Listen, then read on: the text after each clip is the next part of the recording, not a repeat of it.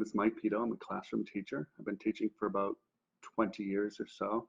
And in the last couple of years, I've been doing little presentations. I've been going around the country and presenting on how to be really efficient with your delivery of CI.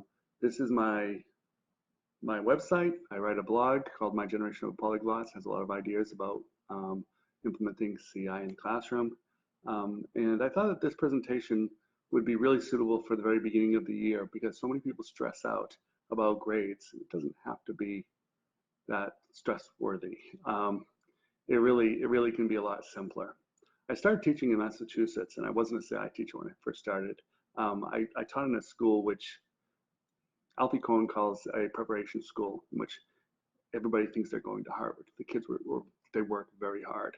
And so I could give vocabulary lists. Like when I started my career, I would give a vocabulary list. One side would be Spanish vocabulary words, and the other side would be definitions in Spanish. and those kids would look at these vocabulary lists, and they would say, I literally heard kids say, "Oh, great! I get to learn twice the amount of words." And so I started off in a situation which did not prepare me for my later move to a Title I high property school in California. Well, it did prepare me in one sense. I left Massachusetts believing that every child can acquire a language, and I still believe that. But when I moved to California, I had to really change the way I taught, and that's when I discovered CI. But it was through a discovery of trying to make my teaching much more efficient. There were so many things that I did in Massachusetts, which the kids learned, the kids acquired language, because that vocabulary list, I don't even give vocabulary lists anymore, but that vocabulary list, it actually contained comprehensible messages. Maybe not the most compelling comprehensible messages, but I was still providing CI. And in fact, Krashen's hypothesis is if you've ever led a student to acquire language, you're doing it through CI. Whether you're doing it through a textbook or you're doing it any other way, it's just may not be the most efficient delivery of CI. And so that's what I really focus on. This whole thing about grades, I want to make it clear, this whole thing about grades is not exactly it's not exactly assessment. When we talk about assessment, we talk about grades, they're different things. Assessment is something that we do constantly. That whole phrase, teach to the eyes, I believe that comes from Susie Gross. That's assessment.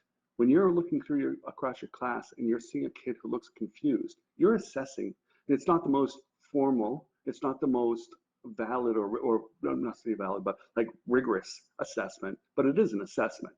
And all of those things, all assessments help you move along. It determines what you do next in the teaching sequence. So when I think about assessments, the assessments for me are really for the teacher. I'm trying to assess what my students have understood and move along. The grades are a message for stakeholders. They're for my students, they're for the parents, they might be for administration or whatever, but the grades don't necessarily tell me what to teach next or how to change my teaching. I used a lot of assessments when I was changing my teaching from Massachusetts to California in order to understand how I was effective and when I was effective and when I was more effective. Sometimes I was effective, but another activity was even more effective. And so that I would replace as many of my activities as I could with the most effective activities I could find. And that was making the most use of class time. Grades, on the other hand, are communicating to parents and students that they're on the right path. For me, I personally think grades are a simple indication you're on the right path. Keep doing what you're doing. That's what a grade tells. Or you're not on the right path. But I really want my students to be getting good grades, or I will be taking action very quickly. So just a teeny bit of background. I'm a CI teacher, and I've fully bought into CI, and so therefore, Stephen Krashen says that language acquisition is largely an unconscious or entirely an unconscious process. Bill Van Patten will tell us that what we teach is not necessarily what ends up in the student's mind, how they understand the language. The student's mind is a black box. It's a sealed black box. And really, what we can do to move them further along in their language acquisition process is provide more comprehensible input. So, yelling at them obviously is not going to help.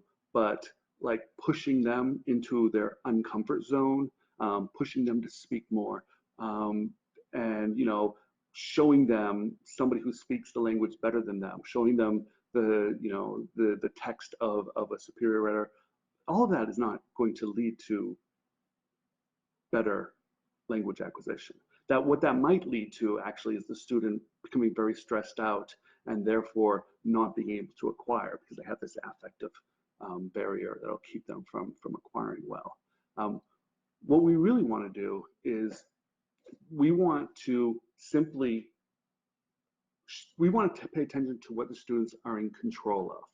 If language acquisition is an unconscious process, then let's grade the things that the students can consciously control, right? If we grade things that they can't consciously control, then I suspect that what we're grading is the biological or chemical composition of their brains, how quickly they acquire languages. As a person who actually is a slow processor, I acquire things slowly. I've learned, I'm like on my 5th language now, and that's who I am. I know that, like, I feel like that's not egalitarian. It's not our best selves if we're grading based upon something that students don't control. I mean, the other thing that could be that we're grading is, of course, the parent or the student's family, their socioeconomic status. If they acquire language fast, it could be because when they were very young, their parents exposed them to a literate home. They read to them, and so that the students are prepared to pick up language quickly. But that's also out of the student's control. I'm interested in what the student can control. And if you're running an efficient CI classroom, what they can control is being present and actually engaging to understand. Now, you, as a teacher, your main job is to make sure they understand. So there's a parallel here. You can't just speak and say, oh, well, they didn't understand. That was their job. No, you have to do your 50% and make sure that they understand what you're saying. But then they do their 50% and pay attention, and they're engaging in class. I know that in a classroom of 40 students, let that sink in for a second because that's California. No, not the entire country. Okay, let's say in a class of 24 students in Massachusetts, there was a time in which we actually worked to rule because they proposed moving from 24 students to 28. And we were like, oh, you can't learn in a class of 28. Imagine that. And then I moved to California, and I was like, wow, 40 students in a classroom. But it's entirely possible. It's not that hard actually with a CI classroom. So all I want to do is make sure that they are paying attention. And getting back to my point, I'll try not to take any side roads again. Getting back to my point is I want to make sure that they're paying attention even when I'm not super compelling, which, believe it or not, it happens sometimes. Sometimes I'll be doing a student interview and I'm just not delving in as deeply as I should. Sometimes, a student is not as cooperative. I chose the wrong student to interview. I should have given them another week or two before I interviewed them. There are all sorts of reasons why class may not be, full of laughter or whatever. And honestly, a lot of classes aren't. A lot of classes are just solid CI. And when we do hit upon something, it's a fantastic conversation. But that's kind of like in real life, not every conversation. When I go to the supermarket and I'm checking out, I usually don't have great conversations with the cashiers. That could be my failure. But every once in a while we have one. Every once in a while there's nobody in line and they say something and I say something and we both laugh, and that's fantastic. It's the same in the classroom. Not every conversation is going to be this sparkling moment of hilarious hilarity. But hopefully we'll understand everything and we'll be able to give a little grade at the end of class. And so I'm going to talk about my grading right now. Let's see. This is your last chance to see this. This is super high tech. Oh no! Oh no. I'll just refresh the screen. So, what do? I will move my head in a second. Don't start putting in, move your head. That's what students would do in class. Could you move your head? Should I move it like this? This? Okay, here we go. So the biggest thing that I do is when I set up my classes, I have 55-minute classes, okay? And I start the class with a little bit of the reading program. If there's Spanish 1, I might be talking about my books. I will pull out a book.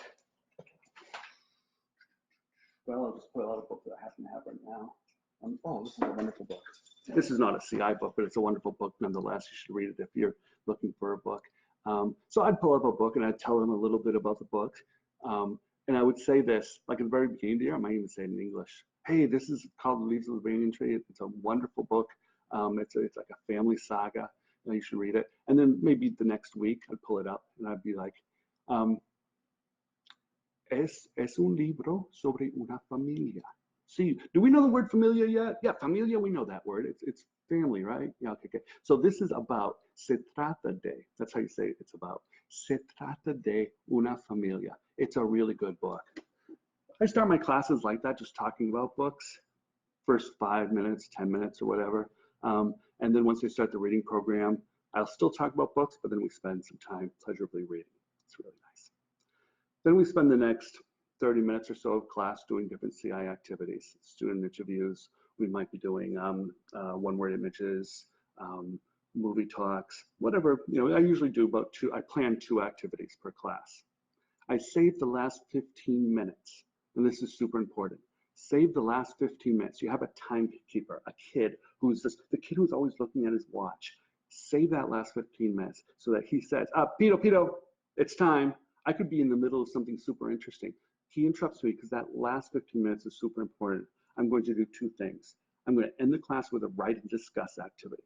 That's where we write up what we did, and I'm actually like asking the class, okay, and I do it in the target language at this point. I would write in Spanish. There is, and I'm at the turn like, okay, what did we talk about? Hay un chico, no? There's a boy. We interviewed Tom today. So hay un chico que se llama Tom, and then we just write out the write and discuss. I usually do it on one board. We describe what happened in class. This is key for a CI class because if nothing happened, if you can't create a narrative, that means that you talked about pronouns all class and there was nothing happening. There was probably very little language acquisition going on. But in a CI class, there's always something happening. You're talking about something. You might be talking about a student. You might be talking about a movie talk. You might be talking about the weekend. You might be talking about the school dance. But there's always something that you're talking about. And at the end, you can do a write and discuss. My timekeeper gives me maximum 7 minutes. I try to write up. And when 7 minutes is over, so is a write and discuss. I did not describe everything that happened in class, everything we talked about, but we've got something written. What is wonderful about this write and discuss is that it's one last time for me, the teacher, to make sure that everybody understands. There may have been a moment in which I became incomprehensible. I was talking to somebody and we got excited. And this write and discuss is one last time to check the understanding, put it all up. Everybody gets to see it written.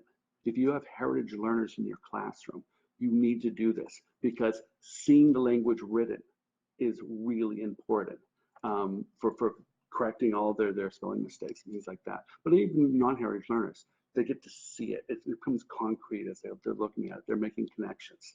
One of the great things about this too is that I think the greatest language acquisition activities is when the cognitive load is really low. And so when you're doing the write and discuss, we've already discussed this. We've already talked about it. And at this point, the cognitive load, in the sense that how hard they have to work in order to understand, they don't have to work hard at all. It's really low. And so at this point, I believe that that's when their unconscious brain does the best work at putting the paradigm of the language together, because they don't have to work that hard understanding what's going on. That's just, I'm not a linguist, but that's my suspicion. So after the write and discuss, I do a quick exit quiz. And the exit quiz is easy. At the very beginning of the year, I make sure that everybody gets A's on the exit quiz. First 2 weeks, I want to make sure that the first time the parents log in, everybody's getting an A. I want to make sure that the first time parents log in, you don't want to have a kid getting a D, and the parents are like, oh, this again. No.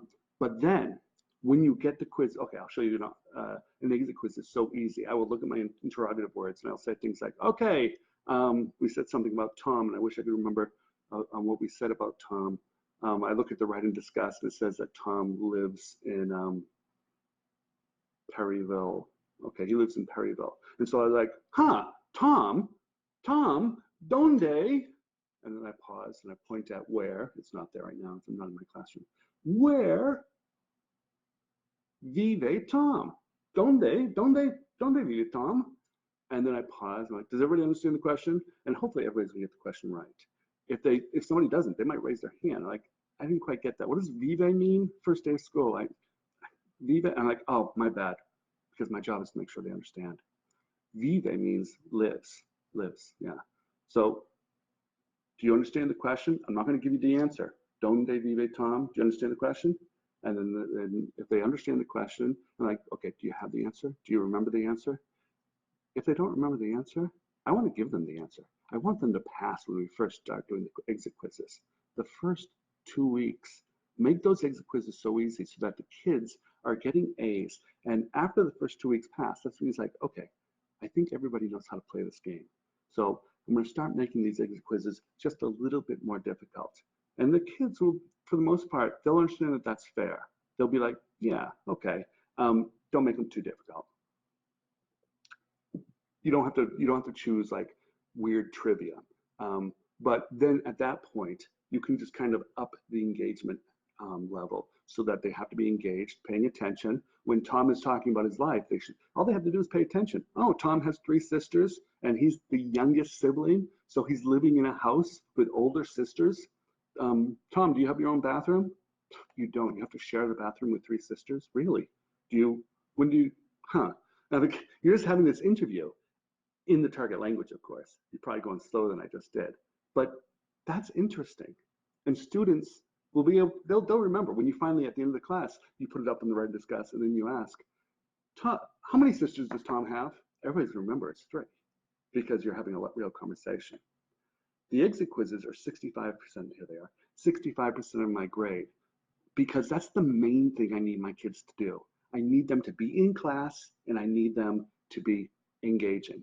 If they do that, those are the 2 things that they are in control of, and I have found, my professional experience, that they acquire just fine. We went on, by the way, our school is a high poverty Title I school, and we had pretty much a 0% pass rate on the AP. We had heritage learners or native speakers who would take the AP before we went CI, and they would pass. But as far as our non-CI kids, nobody would be passing the AP test. And we transitioned to an AP and also the IB program as we were transitioning to CI. And I think that most people, I think that the IB director pretty much was certain that it was that world language department that was going to mess up the IB program. But we ended up getting 100% pass rate. 100% pass rate on AP tests, 100% pass rate on IB tests for all students who actually took the classes, right? So we went from a 0% pass rate to 100% pass rate because this works. You don't have to spend days doing assessment days or huge exam days. You don't have to, it's even better actually if you don't use class time or too much class time on grades, because you want to just give more and more input. The one thing you want to make sure is that they're in class and they're paying attention. So that's the main piece of my grades. I'm going to go through the other things that I do. Okay, here I am. I do fluency writes about once every 3 weeks, and the fluency writes, if you've never done this, is the students sit down and they just write as quickly as possible. Fluency write, the kids write really quickly, and they're trying to write 100 words in 5 minutes. And basically, the first time they do this, they're going to write about 30 words. You give them a 50, 60, 70 word bonus, doesn't matter. What you want them to do is you want to write them as quickly as possible, because you want to understand what they're doing with the language without thinking about it. You don't want them thinking like, oh, do I put an N on the end of this verb, or do I, do such and such? Instead, you want them to write really quickly so that you can see what the language looks like, and you might be able to understand what you're doing. When I first started CI, I was never using the yo form, and it was through Fluency Writes that I began to see, oh, my students are never using the yo form. Even when they say yo come. And so I realized that the input that I was giving them needed to include the yo form. So Fluency Writes have nothing to do with the grammatical accuracy of what the students are writing. I put them as part of my grade simply because it helps me be a better teacher.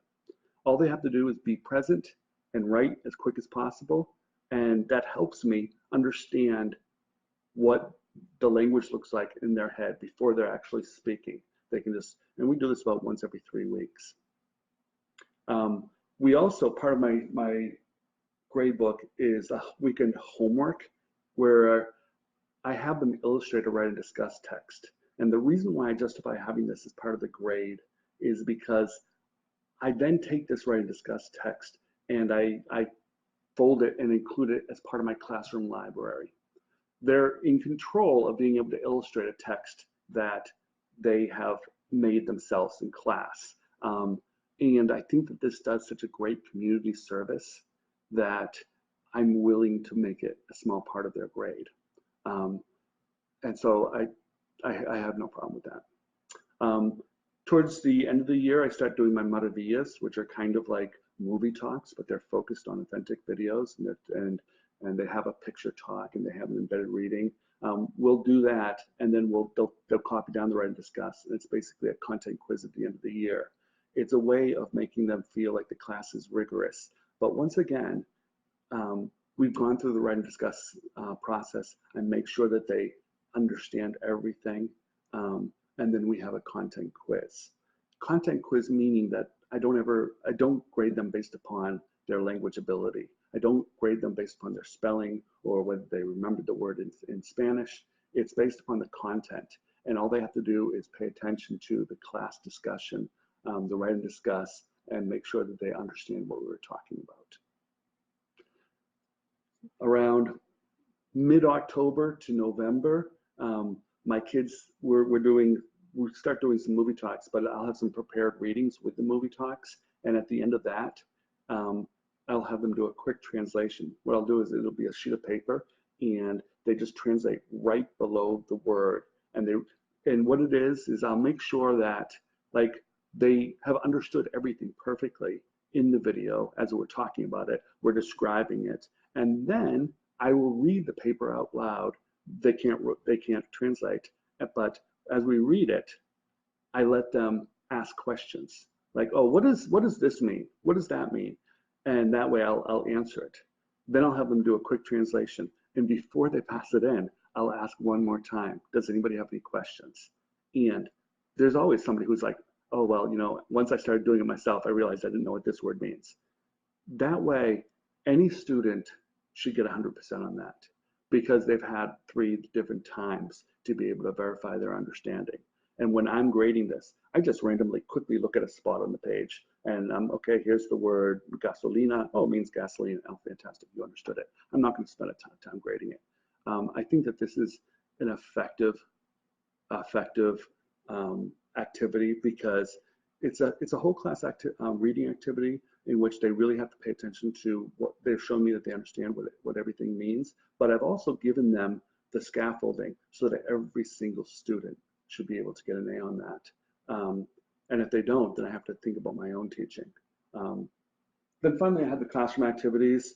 If you've ever seen me explain like gallery walks for a reading program, I don't have accountability in the pleasure reading program, but I do have an activity that's like accountability, in which we do a big gallery walk in one class. They illustrate something that happens in one of their books that they're reading. They're all reading different books. It's pleasure reading, and then they have like a 5 minutes in which they're in small groups and they're describing what's in their poster. So they might have a poster with a kid holding a dog and like, oh, Brandon Brown quiere un perro, pero no tiene un perro. And they're talking for 1 minute, and their group changes. They talk for another minute. They do 5 minutes altogether. It's a presentation.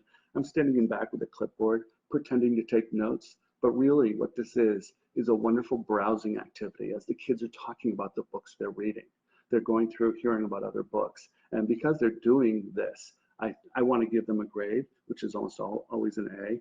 If they don't participate, then I want to investigate why. But I'm always trying to keep them so that they can get an A. And most of my students either get A's or B's. Now, you notice that all these activities, they all have to do with being in class and engaging. That's all you have to do, really. So most of my students do get A's because they're on the path to language acquisition. They're doing everything that they have to do. I do have a school in which my students are extremely active in drama, in athletics, in a band, for instance, and they're being pulled out of school. And I want to make sure that I have a class that they don't fail because they're in an extracurricular activity, okay? So I've come up with some extra credit and makeup activities, but I don't want them to be worksheets. I want it to be more input. I want it, if they're going to miss class, which is missing, how they acquire language, I want to move them further on down that path. And so, number one, way over there, kids can come in during lunch and they can read. You'll notice that we have an exit quiz every day. So that means that if they're going to miss a Friday, for instance, I'll have them come in and read twice. Our lunches are 20 minutes long. They have to come in for 15 minutes. That's 30 minutes altogether of reading to make up for one 55-minute class. And I think that's kind of fair. I also have trained, way over here. Over here. I've also trained my heritage learners and some of my advanced non-heritage learners to lead one-word image sessions during lunch. I actually have a kind of a outline of how to do a one-word image, and they quickly learn. They ask, what is the object? How big is it? What color is it? Is it happy or sad? They create this little image in the target language, of course. And what's beautiful about that is that students of any level can go to that lunchtime one-word image session. I have level 1 kids and level 3 kids. I have AP kids. If they're going to miss school, they go in and together they create this little image. They create the story, and then they get credit for a whole class. What's wonderful about that is that the heritage learners or the advanced learners, it's usually heritage learners who run that, they're learning how to speak to their audience. They're learning how to speak, really paying attention to the level 1 kids and what the level 1 kids can say. And they've seen me do this before. And so it's really nice. I'm sitting back eating my lunch and I'm just kind of watching. And I'll see the heritage learners be like, okay, what is it going to be? ¿Es un libro? ¿Un libro? O, okay, bueno, un libro. ¿Y de qué color es el libro? ¿De qué color? It's just wonderful seeing them go through this process. What I don't do is I don't say, okay, you missed period 1 on Tuesday. I have to do period 1 on Tuesday's lesson plan. That's way too much work for me. Instead, they missed Tuesday or Wednesday, or they're going to miss next Friday. They just all come in on the same day. They get the input, and they get, and then they take a little quiz at the end, and they get a grade. And it's an exit quiz. That's how I've made peace with having kids being pulled out of my class all the time, is that I just provide more input. Now I have that last little piece, anything that provides more comprehensible input. You can come up with something else. As long as it provides comprehensible input, I think that it could be a valid extra credit activity. Okay. Oh my goodness, there are comments. I did not even see the comments. I want to I think I've done my little session, but I'm going, oh, bonjour, bonjour, Marcy. Um, and okay. Ooh, Teachers Discovery offers a certificate. That's nice. If you have any questions, I'm just about to log off. Unless, okay, it's working again. Fantastic. And I don't see any questions. Fantastic. So I hope that this makes delivering CI a lot easier for you, knowing that you don't have to like develop these intense exams or like weekly. You don't have to have a vocab quiz. You don't have to like all these grade wise things. You can actually make it really simple. And that's, by the way, if you come to one of my workshops, that's what I concentrate, is how to make delivering CI efficient and simple. I hope you enjoyed it. I definitely enjoyed coming here. I'm so glad that Teachers Discovery invited me. And please check out my blog if you haven't. Just Google Mike Peto because I own the first page. Thank you.